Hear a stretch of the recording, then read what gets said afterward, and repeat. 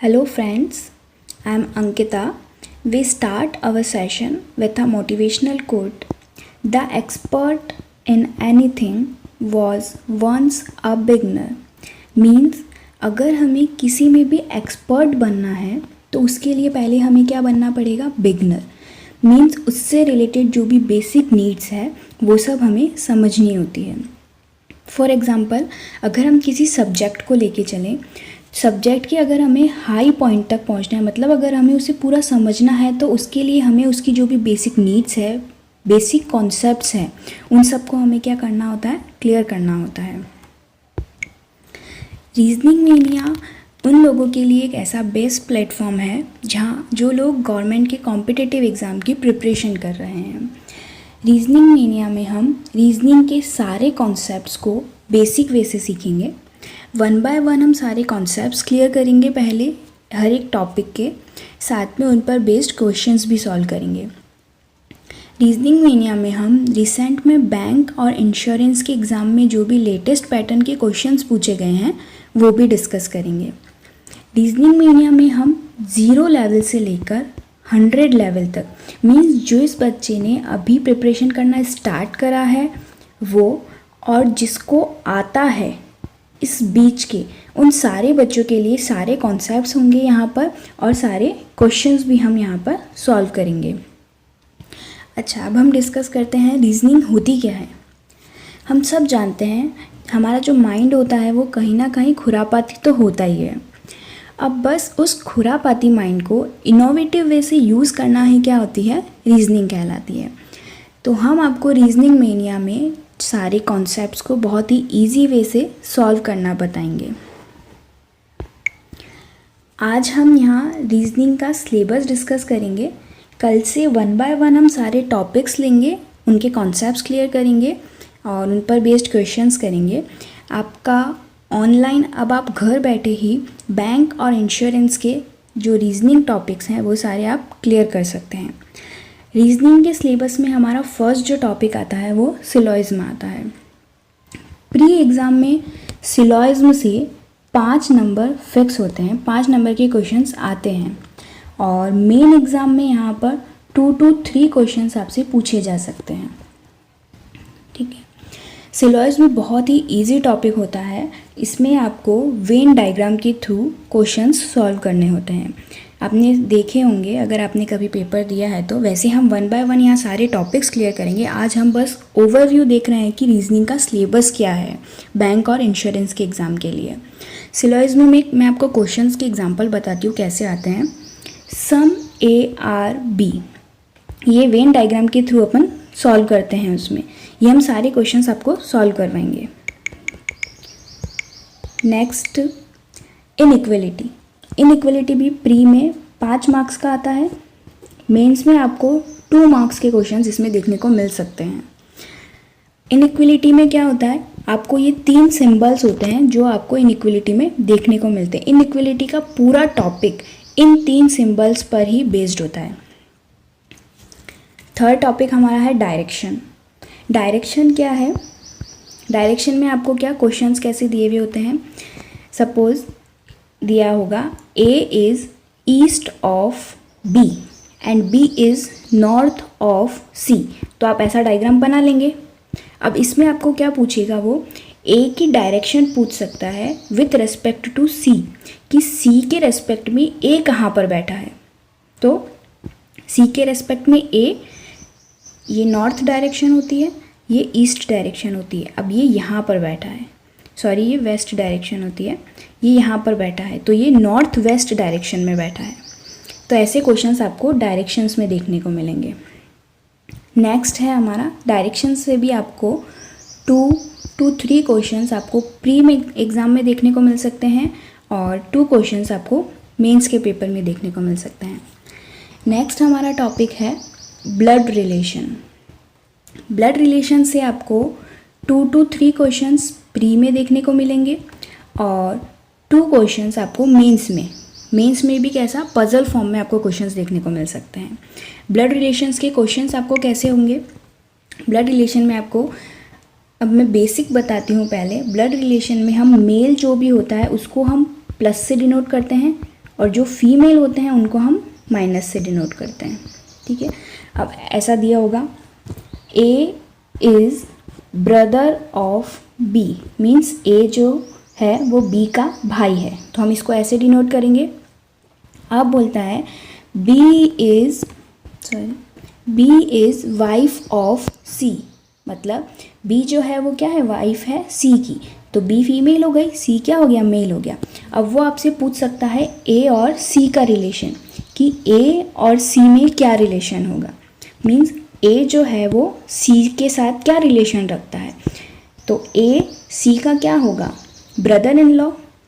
हिंदी में आप बोल सकते हो साला, तो वो क्या होगा, ब्रदर इन लॉ, इंग्लिश में उसको बोलते हैं brother in law. Okay, next हमारा टॉपिक है order and ranking.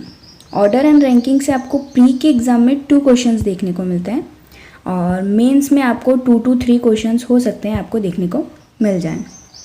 Order and ranking में आपको क्या देखने को मिलता है, आपको दे देगा, जैसे मैं क्वेश्चंस बताती हूँ आपको। महेश है, वो टॉप से 10th नंबर पर बैठा है, और महेश बॉटम से 12th पोजीशन पर बैठा है।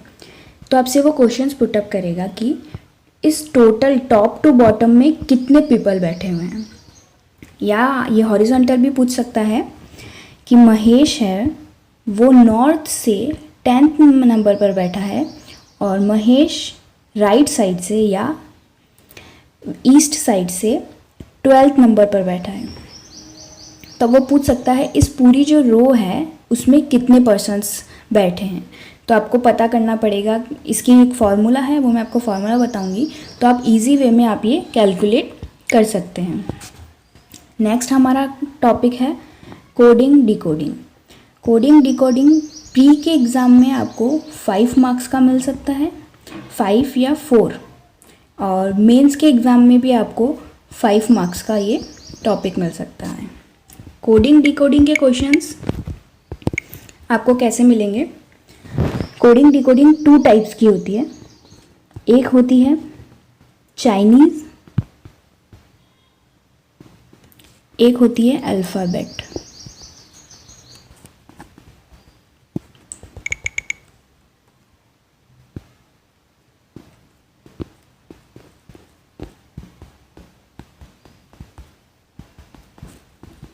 अल्फ़ाबेट चाइनीज़ कोडिंग में आपको क्या दिया होगा, कोई भी एक वर्ड दिया होगा, जैसे हम लेते हैं ईयर, उसका एक पर्टिकुलर कोड दिया हुआ होगा।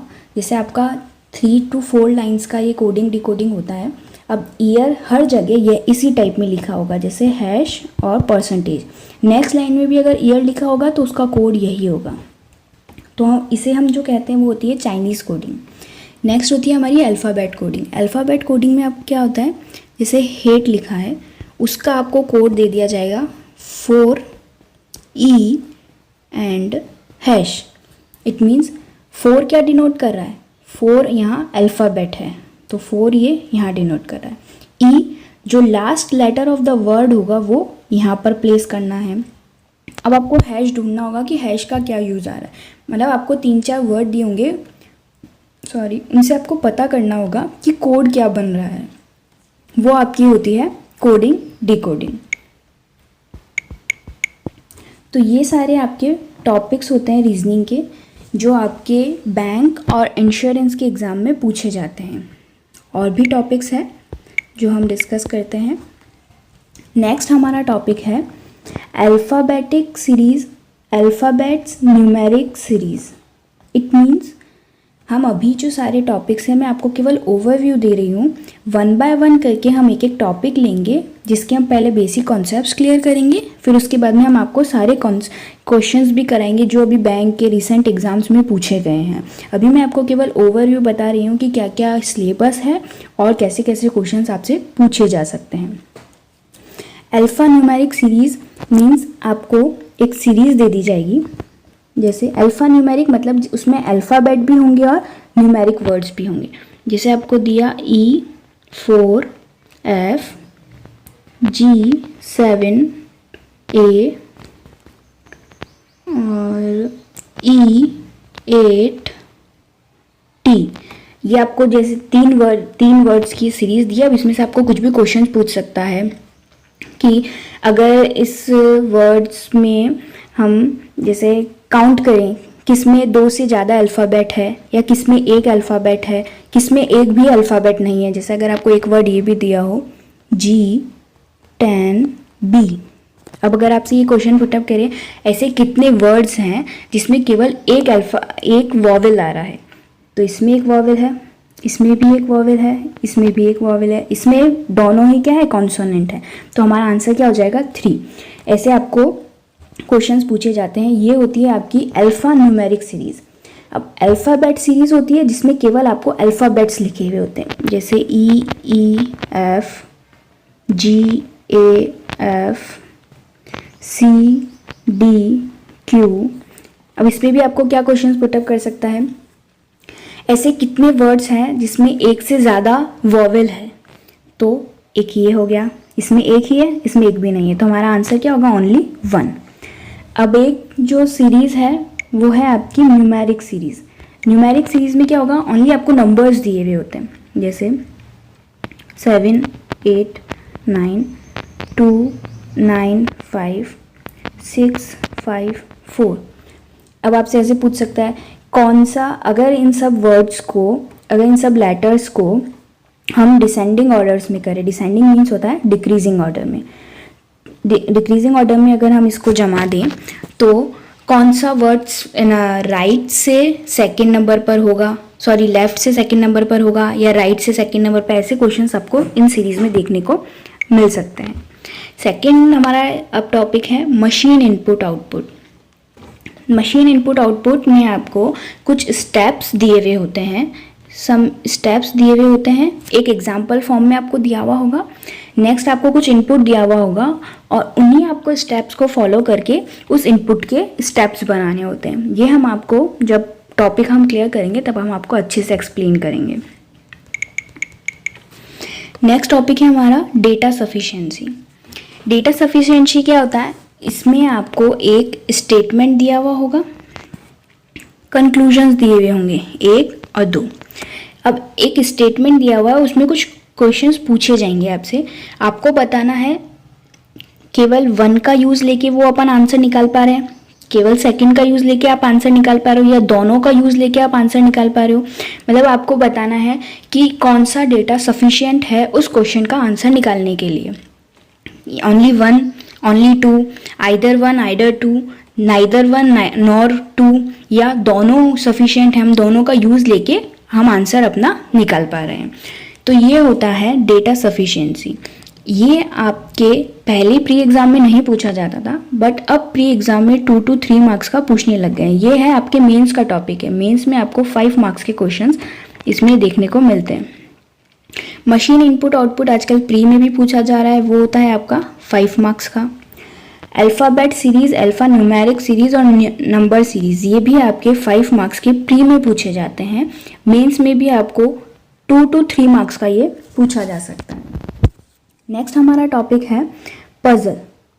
उससे पहले हम डिस्कस करते हैं सिटिंग अरेंजमेंट। सिटिंग अरेंजमेंट हमारा क्या होता है, सिटिंग अरेंजमेंट में आपको क्वेश्चंस दिए हुए होते हैं, जैसे आपको कोई सर्किल दे देगा या स्क्वायर दे देगा। अब जो प्री एग्ज़ाम है, अब मेंस में, प्री में तो आपको या तो सर्कल या स्क्वायर ही देता है, बट अब मेन एग्ज़ाम में वो आपको क्या देने लगे हैं, ट्रायंगल। अब उसमें बोल देगा कुछ जने हैं वो आउटसाइड देख रहे हैं, कुछ जने इनसाइड देख रहे हैं।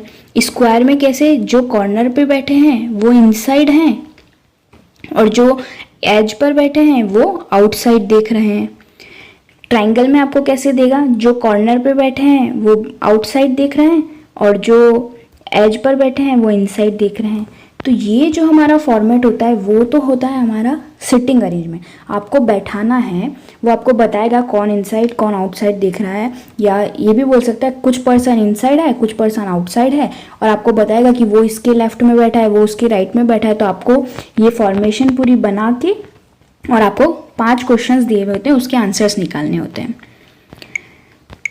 अब हमारा आता है, ये भी आपके एग्ज़ाम में 5 मार्क्स का आता है, सिटिंग अरेंजमेंट और पजल। इससे इन दोनों टॉपिक से लेकर हमारे एग्ज़ाम में 15 to 20 क्वेश्चंस हैं जो पूछे जाते हैं। सबसे मेन टॉपिक ही यही होता है puzzle and sitting arrangement. Puzzle क्या होता है? पजल में आपको ये तो दिया ही होगा, सिटिंग अरेंजमेंट दिया होता है, कितने पर्सन हैं, ये बाहर देख रहे हैं, ये अंदर देख रहे हैं। अब उसके साथ में आपको कुछ और भी दे देगा, यानी आपको वो पजल कर देता है कि जो बाहर देख रहे हैं वो रेड कलर है, या कुछ उसके साथ मिक्स कर देगा कि उनके पास में कलर्स की अम्ब्रेला है, इतने पेन है, इतनी चॉकलेट्स है, इतनी टॉफ़ीज़ है। तो आपको कुछ और एडिशनल डेटा देगा, उसको भी आपको मैच कराना है। तो वो जो होते हैं वो क्या होता है, हमारी पजल होती है। तो ये हमारा पूरा रीजनिंग का सिलेबस था जो बैंक और इंश्योरेंस के एग्ज़ाम के लिए इम्पॉर्टेंट है। ये सारे टॉपिक्स हम इस चैनल पे 1 बाय 1 करके क्लियर करेंगे। पहले सारे हम कॉन्सेप्ट्स क्लियर करेंगे, उस पर बेस्ड फिर क्वेश्चन सॉल्व करवाएंगे। हाई लेवल के 0 से लेकर हाई लेवल हम सारे क्वेश्चंस आपको यहाँ पर सॉल्व करवाएंगे। ओके, तो thank you for watching this video. अगर आपको मेरा ये जो चैनल और वीडियो पसंद आया है तो प्लीज़ लाइक और सब्सक्राइब करें, ताकि और जो वीडियोस अब हम आगे step by step 1 by 1 topic के बनाएंगे तो वो आपको मिल सके और आप घर बैठे अपने बैंक और इंश्योरेंस की एग्ज़ाम की तैयारी कर सकें। So please like and subscribe my channel. Till then, keep learning, stay happy. Thank you.